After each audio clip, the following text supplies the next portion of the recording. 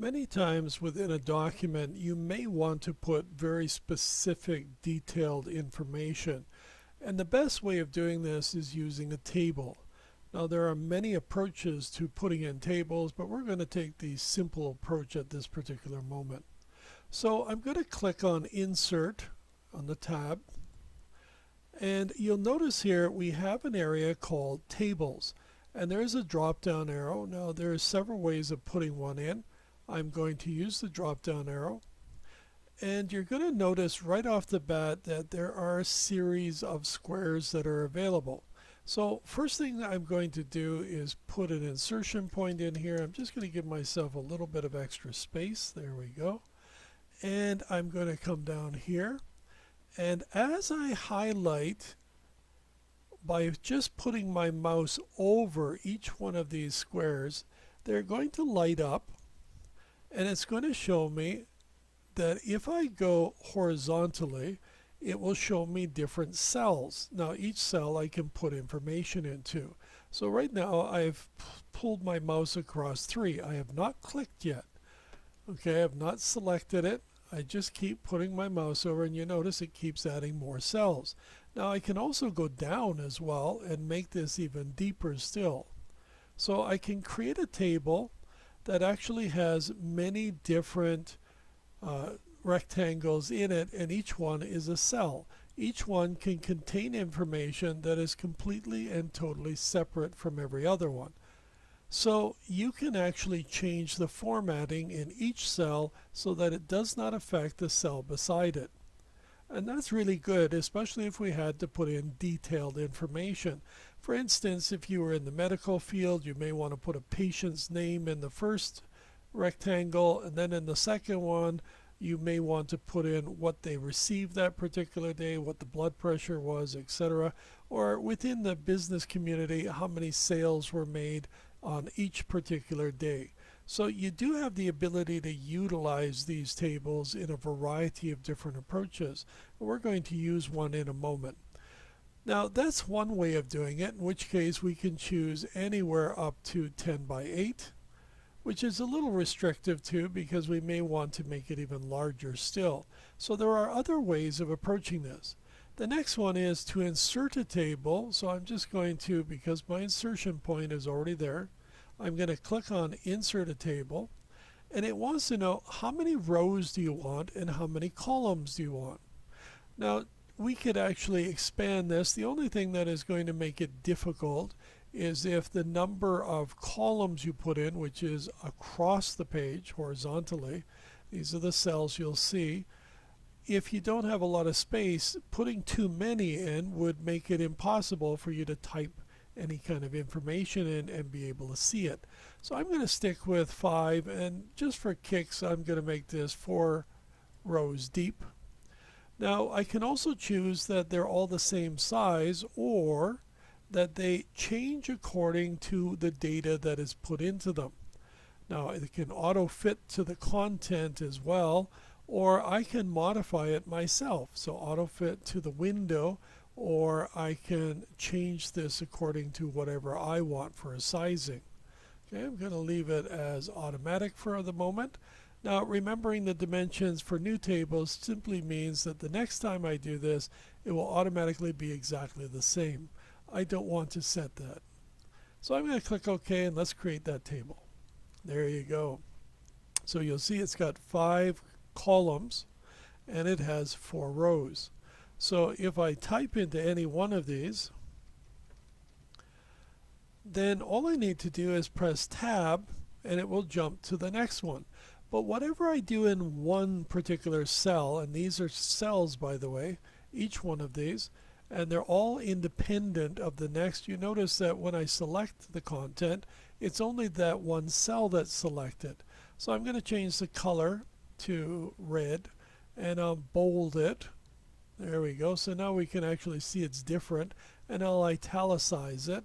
But when I click on the next one and I type something in,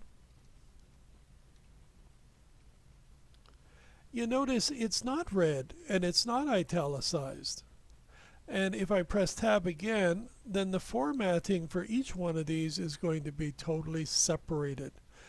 Now, I can also change the styling of this particular table. And that's up here at the top because as soon as I start to play around with a table, it automatically creates two brand spanking new tabs at the top. One is table design, and let me just click on the other one, that's layout. So I can now modify each one of these. I can change where information is presented within the cell itself, and I can also determine, is it in the middle, is it somewhere to the right, to the left, so I can even change the direction of the text, which is kind of freaky. So let's just click on that. And this means I can actually see the text in a different direction when I type it. So as I type it, you notice that the text is now in another direction entirely. And of course, we can move it around by experimenting to see which one is going to be the best. We can also change the margin of each one of these cells. Okay, and you can decide how you want to see that cell, large, small, etc. Now, if I put my mouse over one of these lines, I'll get the double-headed arrow. Just for simplicity, I'm just simply going to make it a little smaller by dragging that line up. We can sort the content within this as well, within a column, or we can delete it. And we can delete either the cell itself or the whole column or the row. So I think I'll just delete this particular column. There you go. Now we're down from 5. We now only have 4. So you can delete and you can even insert. If I wanted to insert one, let's say I'm at Brampton right now, and I'd like to insert one towards the left side, then I just simply need to click and it will automatically put a brand new column to the left side.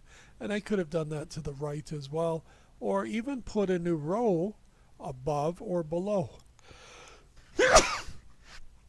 So just because you have started off with only a few rows or a few columns, and you may have forgotten you needed one extra, you can always add them in. In fact, you can add as many as you want to.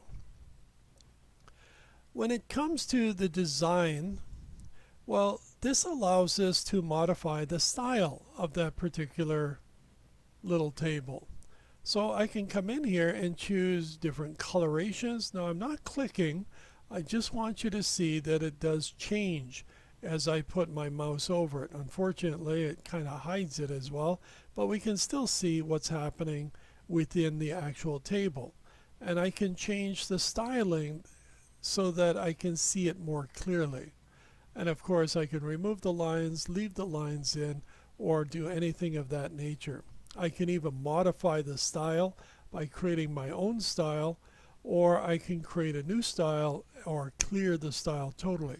So if I apply something, we'll just apply this one here. You'll notice it's blue on the side, and across here I can come in here and remove that style as well. So I can clear the style. Now you don't see the lines, but if I click, they're still there. So I can actually put a style in here. We'll just put in something that you'll see more clearly. Oh, there's a good one. We'll put in this one. So once again, and you'll see that the red doesn't look very good, so I'm going to put white in there for the moment. So I'll jump back to home, and I'll just change this to white. Excellent. So this allows me to really make some modifications, and once I click on this, again, I'll be able to go back into the design view and I'll be able to make other changes. Now, table style options, and there is a header row. It's important to recognize that the header row exists. This is why this is a dark band of purple. Now, I could have chosen any color, but it would be a dark band simply because I've chosen header row. As soon as I remove header row, you notice that it's gone. The nice feature of changing or altering the color allows you to see the difference. Sometimes these are so wide it's hard to determine which line you're actually on. So it's better to have them so that you can actually see the different rows. We can also have a total row as well. This would be at the very bottom here. The last row is going to calculate totals. I'm going to turn that back off. And of course, there are other options that we can put in. You can even have banded columns, which can be a nice feature. Let me just turn it on so you can see what it looks like. And you'll notice every other one is now a banded color as well. So it does help you a little bit to determine where something begins and where it ends. So we can change the borders. We can paint the borders a different color if we choose to. So now I'm going to, now that we've actually had a chance to experiment a little bit, I'm going to delete this one. I'm going to click on that plus sign. Okay. And I am going to come in here and I'm going to delete that table by right clicking on it. There you go. Now it's gone entirely. And I'm going to insert one more time. And this time, drop down arrow again. I can also draw a table. Now, when you click on draw a table, you get a little pen and you get to decide how big your cells are going to be. Now, maybe what I really wanted was to change this a little bit. So I'm just going to make this a little bit smaller. I'm going to make another one beside it. You notice you can now begin to make your own cells, and those cells can be any style or design that you choose. And now I have unusual cells, but here's the good news.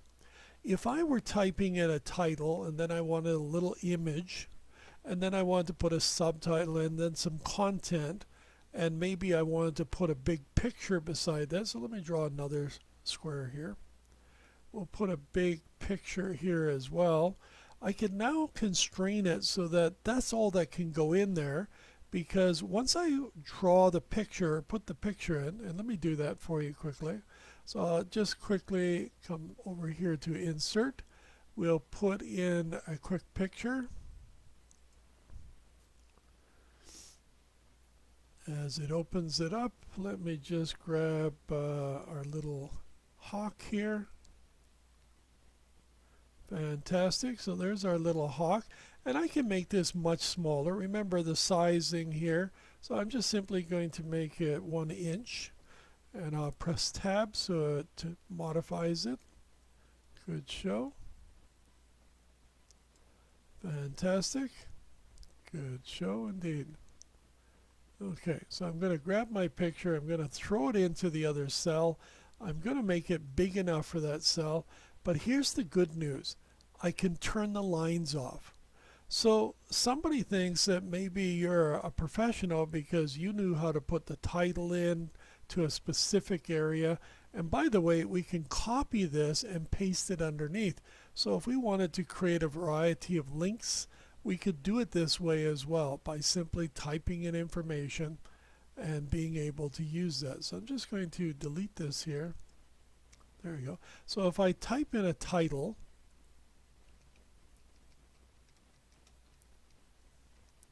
there's my title, and I can just simply embellish this a little bit. I'll make it, let's say 24, and I want to make sure that it's kind of in the center, so I'm going to come up here to alignment, put it in the center. I'll put it closer to the top as well. There we go. So now I have this, I have the bird, and I could put a little bit of information underneath.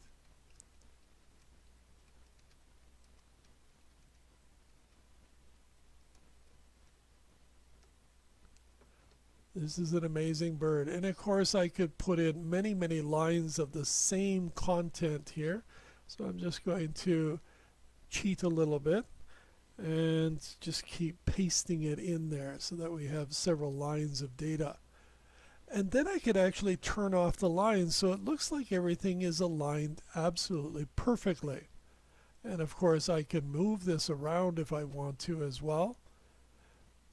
Fantastic. And if I click here and I copy, and remember this is going to go into your clipboard, and I come below and I create an insertion point, I can then paste in the same thing, and now I could actually put in this amazing cat and put a picture of a cat in here by simply right clicking and changing the picture, because whatever picture I choose, it will rescale it to fit in that same spot.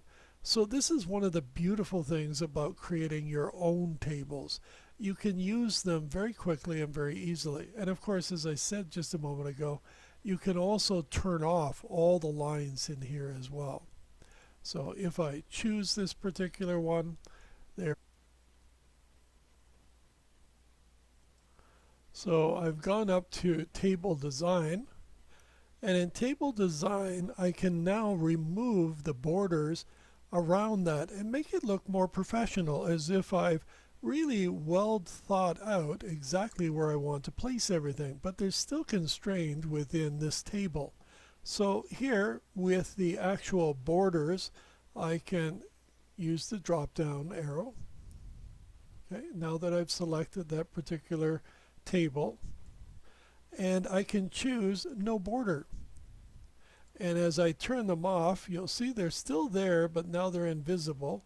And I can go down to the other one and click on the plus symbol, and I can turn those ones off as well. So I'll go to borders, no borders, and now you notice that you don't see any lines around it. So it looks like I've really thought it out very carefully. Using tables is really to your advantage. It helps you actually define the document much more clearly. So I'm going to make one more change here. I'm going to go back to insert, and I'm just going to come below this two tables here. In fact, what I'll do is I'll delete this table. Don't really need it at this particular moment, so I'm right clicking on it, deleting the table. There we go, and we're right back here. We have another table which is actually very useful. Now there are quick tables as well. You can put in a calendar if you want to. You can put in a large number of different types of tables, and of course you can fill them out yourself. It doesn't have to be something that's already there. I'm going to put in an Excel spreadsheet. Now I know that most of you have not had Excel yet, but I'm going to do this just to give you an idea. I don't expect you to be able to do it right away. And I'm going to put in here pet store. Okay, one of the beautiful things about using Excel is that you can embed it directly inside of Word, and that means we can jump back and forth and make modifications. You can also do very significant calculations. So it is primarily a financial tool or a mathematical tool or an inventory or a payroll tool. You can use it for many different things. And we're simply going to use it very elementary. I'm just simply saying pet store, and below that in the third row I'm going to put in cat. Below that I'm just using the arrow keys. I'm going to put in dog, and below that I'm just simply going to put in bird. Okay, I'm making it very simple. Now I'll put name above just to make it easy, and then of course in B2, and each one of these is defined by a letter for the column and a number is associated for the actual row. You can have a total of 65,000 actual cells. Each one of these rectangles is a cell. So here name, I'll put in quantity. Okay, and beside that I'll put in price. Okay, and I'll say total. So I'll say for kicks that we have 10 cats, and I'll come down here a line. Now I can use the arrow key and I can put in we have 10 dogs, and I'll use the arrow key again and I'll put in we have 100 birds. Now it's surprising, but in my opinion cats are worth quite a bit, so I'll say $500 each, and I'll say that dogs are worth $1. And birds, well, unfortunately, I had a girlfriend who used to own some pretty expensive birds, so I'll say about $300 each because it depends on the type of bird. But here's the good news about this particular structure. Using Excel means I can now use calculations. I'm going to use a simple one.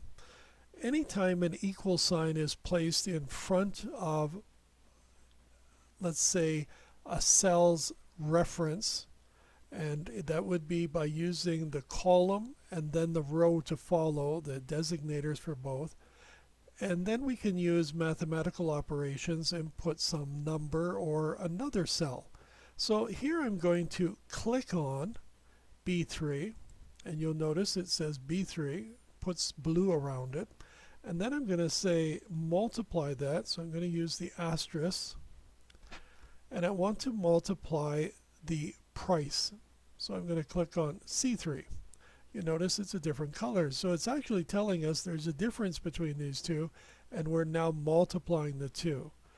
If I then press enter, it will do the multiplication for me.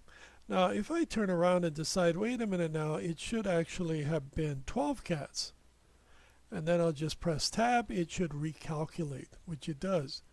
Now the nice thing about this kind of a table is that by using Excel, it can actually learn from us, and we can copy that formula. And you'll notice here that, well, there's 10 dogs, and that's worth $10, but 100 birds is worth $30,000, okay, because they're $300 a piece. It's done the calculations for us. Of course, we have all the same functionality. We can come in here and we can change the design of them. There's a quick analysis tool that will allow us to look for different things, create charts if we want to, create totals. We can even put sparkles in. There's a lot of different functionality we can use. We can even come in here and bold this information as well. And I'm just simply going to hold down the control key and press B now that I've selected them. And I'll do the same thing here for PetStore. I'll bold that, but also italicize it with Control and I. Remember, I've said this many times now, by using the keyboard, you oftentimes can speed things up dramatically. So now I have one. The only thing I want to do at this particular point is make this a little bit smaller. So I'm just going to drag it up a bit. There we go. Now we can turn off those lines as well. And right now that looks a little bit better. So I'm just going to click outside of it so I can see the table. And there's my table.